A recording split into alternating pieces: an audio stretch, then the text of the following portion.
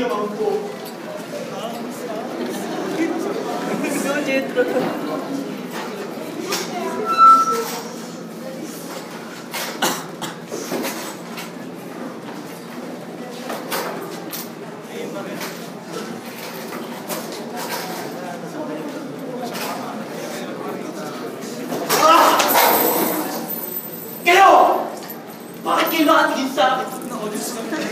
Bakit kayo tumatawa? Dahil ba ganito ako? May kapansanan? Bakit? Kala niyo ba madali maging ganito? Ang maarinig ka sa mga tao ng palalait at nangungutya? Bakit? Kilala niyo ba ako? Alam niyo ba mga pinagdaanan ko? Hindi! Wala kayong alam! Dahil wala kayong pakialam sa nararamdaman ng isang katulad ko! Nakaalala ko pa nung nanonood ako.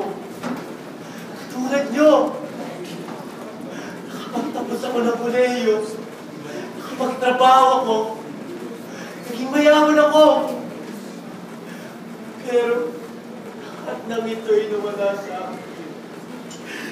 Habang nagpapalit ako ng pundinong kilo na itaas sa 3 metro, aksidente ako nahulog sa sinasampahan ko. Na sobrang sakit, halos walang magawa ang aking makasama. Wala rin doktor maaaring tumingin sa akin. Magdaong namin sa permegan, nila akong dinala sa ospital.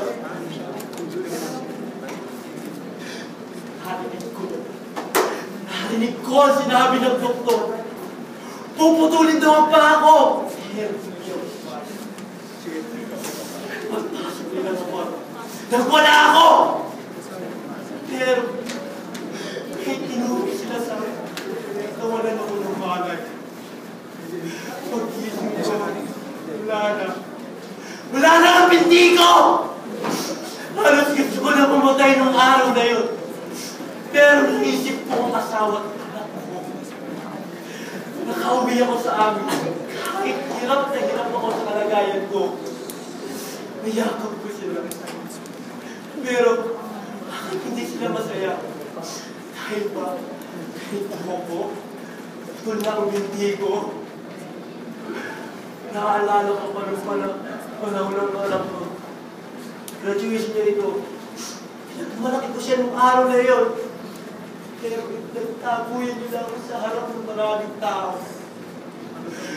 Napakasakit, pagtabuyan ka ng pamilya mo. Mawala ko sa laraw! Ngayon, parang umuha yung sarili ko! Ha? Parte lang naman ang katawan ko, nakita nyo na wala. Pero, ang pagkataboy nandito pa rin. Kaya ngayon, alam niyo na ang tunay na wala sa akin.